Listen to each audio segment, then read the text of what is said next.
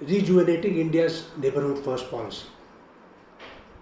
Traditionally, neighborhood first has been one of the primary principles of India's foreign policy over the last many decades.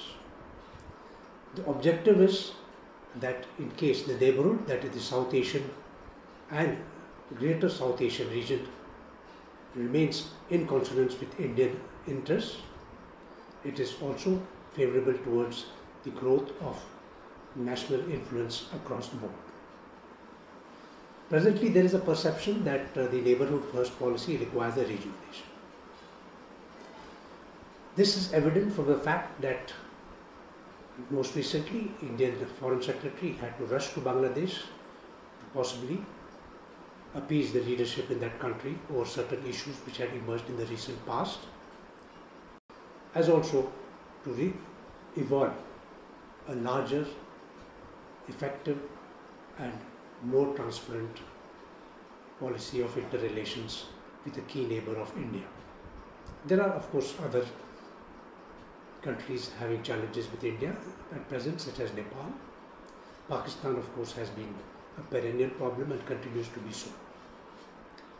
In order to rejuvenate India's neighborhood policy, we have to keep in mind certain basic issues. First and foremost is that India's neighborhood is a challenging and a very contested environment. There are interstate disputes which are related to the boundary. There is terrorism sponsored by Pakistan, not only in India but across in Afghanistan as well. There is crime which is flowing across the borders, smuggling, including people smuggling, refugees, and so on. Given this contested environment, a multi-pronged holistic policy is essential to address various issues and to ensure that there are no diversions from the basics of proliferation of economic interests of all countries in the region. The second most important factor which has emerged is China.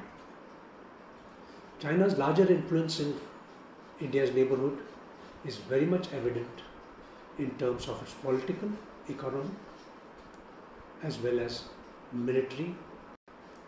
China also has the framework of Belt and Road Initiative. Parallel to this, India has yet to evolve a very viable and a long-term initiative which can compete with the Belt and Road.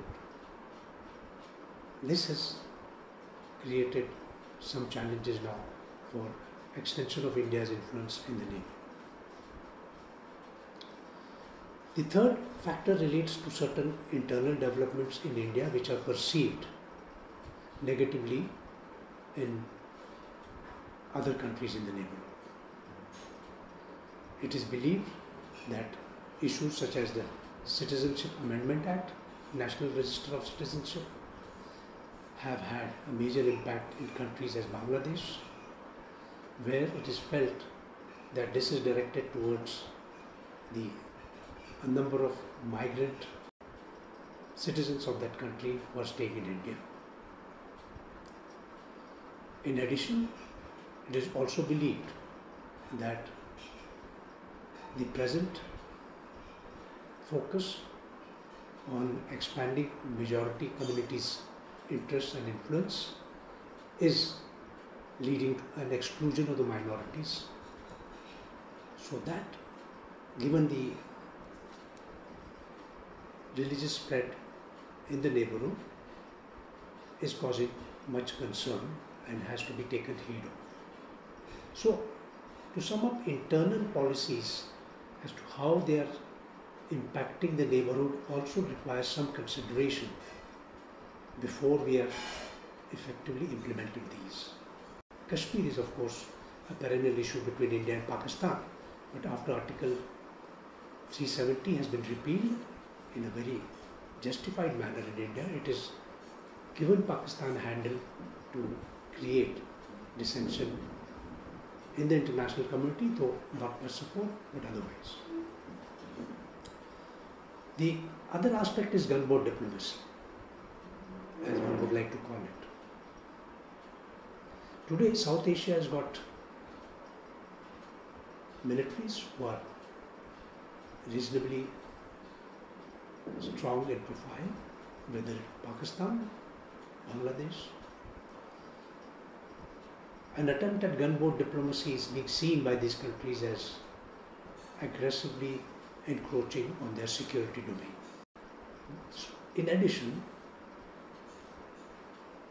there is a fear of impinging on the territorial sovereignty as well. Certain statements made by very senior commanders in the Indian hierarchy have also not been seen favorably in the neighborhood. It is best to have a soft defense diplomatic approach rather than attempting the gunboat diplomacy. The final factor is in the information age, the media. The Indian media today is seen in the neighborhood as one that is adding to the challenges in the relationship rather than smoothing out the challenges or trying to decrease the differences which are naturally evident in interstate relations.